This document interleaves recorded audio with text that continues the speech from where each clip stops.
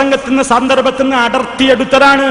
അത് നിങ്ങൾ ആദ്യം ഒന്ന് കേൾക്കുക, എന്നിട്ട് ഞാൻ പറഞ്ഞുതരാം അയാൾ കാണിച്ച കൃത്രിമം മനസ്സിലാക്കാൻ. അയാൾ തന്നെ പറയുന്നത് കേട്ടോ, സെൽഫി പറഞ്ഞാലും പുരുഷന്മാരും അത് സ്വീകരിച്ചു, സഹാബാ കിറാമിന്റെ ഭാര്യമാരും അത് അംഗീകരിച്ചു. വസ്ത്രം മുഴുവൻ കൃത്യമായി ഇസ്ലാമിന്റെ വേഷം ധരിക്കണം. പറഞ്ഞാലും പുരുഷന്മാരും അത് സ്വീകരിച്ചു, സഹാബാ കിറാമിന്റെ ഭാര്യമാരും അത് അംഗീകരിച്ചു. വസ്ത്രം മുഴുവൻ കൃത്യമായി ഇസ്ലാമിന്റെ വേഷം ധരിക്കണം. അവിടെ ഇസ്ലാമിന്റെ വേഷം ധരിക്കണം. കണ്ടോ, അവിടെ എത്തുമ്പോ ഇസ്ലാമിന്റെ വേഷം ധരിക്കണം എന്ന് പറഞ്ഞിട്ട് സലഫി തലമറക്കലിന്റെ കാര്യം പറയണമെന്നല്ലേ തെറ്റിദ്ധരിപ്പിച്ചത്.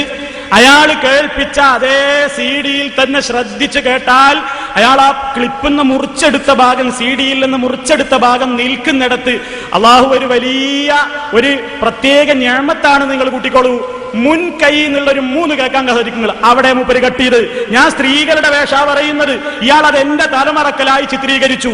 ആ കള്ളത്തരം നിങ്ങൾക്ക് മനസ്സിലാകാൻ, ഈ അന്ത്രു കാണിച്ച കള്ളത്തരം നിങ്ങൾക്ക് മനസ്സിലാകാൻ, ഞാൻ ഈ ഉള്ളവൻ ദുബായിൽ പ്രസംഗിച്ച അതിന്റെ പൂർണ്ണ രൂപം അയാൾ എവിടെയാണ് മുറിച്ചത് നിങ്ങൾക്ക് മനസ്സിലാകാൻ, ആ മുറിച്ച ഭാഗവും ഇയാൾ മുറിക്കാതെ ഇയാൾ ഒഴിവാക്കിയ ഭാഗവും അവിടെ പറഞ്ഞ ഭാഗവും കൂടി കൂട്ടിച്ചേർത്ത് നിങ്ങളെ കേൾപ്പിക്കാം. ശ്രദ്ധിച്ചോളൂ, പ്രത്യേകം ശ്രദ്ധിച്ചോളൂ. എവിടെയാണ് ആ റസൂലുള്ളാഹിയുടെ 7 നിർദ്ദേശങ്ങളെയും അവിടുത്തെ വായിൽ നിന്ന് ഉതിർന്നു വീഴുന്ന ഓരോ മുത്തുമണികളെയും സാംശീകരിക്കാൻ സ്വഹാബത്ത് കാണിച്ച താല്പര്യം എന്തവിടെന്ന് പറഞ്ഞാലും പുരുഷന്മാരും അത് സ്വീകരിച്ചു, സഹാബാ കിറാമിന്റെ ഭാര്യമാരും അത് അംഗീകരിച്ചു. വസ്ത്രം മുഴുവൻ കൃത്യമായി ഇസ്ലാമിന്റെ വേഷം ധരിക്കണം.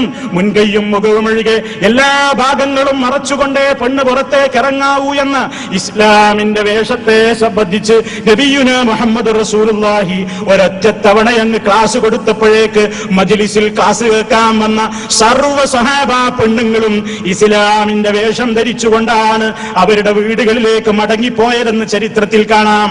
കണ്ടോ സുഹൃത്തുക്കളെ, ശ്രദ്ധിച്ചില്ലേ? ഇയാൾ എവിടെ മുറിച്ചത്? ഒന്നും കൂടെ കേട്ടോളൂ. ആ ഭാഗം ഇയാൾ മുറിച്ചവരുടെ മുൻകൈയും എന്ന ഭാഗം മുതൽ മൂപ്പര് മുറിച്ചു. ശ്രദ്ധിച്ചോളൂ, ഒന്നും കൂടെ കേൾക്കുക. ഈ കള്ളത്തരം മനസ്സിലാക്കാനാ ഒരു മലയാള പ്രസംഗത്തിലുള്ള സിഡിയിൽ നടത്തിയ കൃത്രിമം ഏത് സാധാരണക്കാരനും മനസ്സിലാക്കാൻ സാധിക്കും. അതുകൊണ്ടാണ് ആ ഭാഗം ഒന്നുകൂടി കേൾക്കുക. ഇയാൾ മുറിച്ചത് എവിടെയാണ്, എന്ത് ലക്ഷ്യത്തിനാ മുറിച്ചത് എന്ന് മനസ്സിലാകും. ഒന്നുകൂടെ കേൾപ്പിക്കുന്നു. അയാൾ തന്നെ പറയുന്നത് കേട്ടോ, സെൽഫി പറഞ്ഞാലും പുരുഷന്മാരും അത് സ്വീകരിച്ചു, സഹാബാ കിറാമിന്റെ ഭാര്യമാരും അത് അംഗീകരിച്ചു. വസ്ത്രം മുഴുവൻ കൃത്യമായി ഇസ്ലാമിന്റെ വേഷം ധരിക്കണം. പറഞ്ഞാലും പുരുഷന്മാരും അത് സ്വീകരിച്ചു, സഹാബാ കിറാമിന്റെ ഭാര്യമാരും അത് അംഗീകരിച്ചു. വസ്ത്രം മുഴുവൻ കൃത്യമായി ഇസ്ലാമിന്റെ വേഷം ധരിക്കണം. മുൻകൈ എന്ന് കേൾക്കില്ലേ? മുൻകൈ നിങ്ങൾ കേൾക്കുന്നില്ലേ?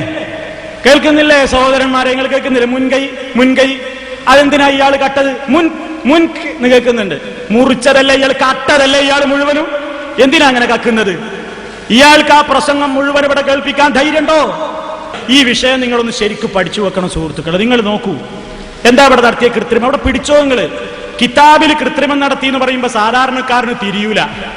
ഇതാ അള്ളാഹുവിന്റെ ഖുർആൻ ദുർവ്യാഖ്യാനം ചെയ്തു എന്ന് പറയുമ്പോ തിരിയൂല. ഹദീസ് ദുർവ്യാഖ്യാനം ചെയ്തു എന്ന് പറയുമ്പോ തിരിയൂല. കിതാബിൽ അട്ടിമറി നടത്തി എന്ന് പറയുമ്പോ തിരിയൂല. അങ്ങനെയൊക്കെയാണ് ചെയ്യോ. കാരണം മൂപ്പര് കണ്ടില്ലേ, ആ അമ്മുമ്മയുടെ വേഷത്തിലൊക്കെ ഉള്ള ആളങ്ങനെ കണ്ടാ തോന്നും അങ്ങനെ നുണ പറയുന്നു തോന്നുമോ? പക്ഷേ മൂപ്പര് നടത്തിയ കൃത്രിമങ്ങൾ കണ്ടില്ലേ? കട്ടതല്ലേ ആ ഭാഗം? എന്തിനാ പേരോടെ കട്ടത്? തെറ്റിദ്ധരിപ്പിക്കാൻ വേണ്ടി കട്ടതല്ലേ? ഈ പരിപാടി മുനാഫിക്കിന്റെ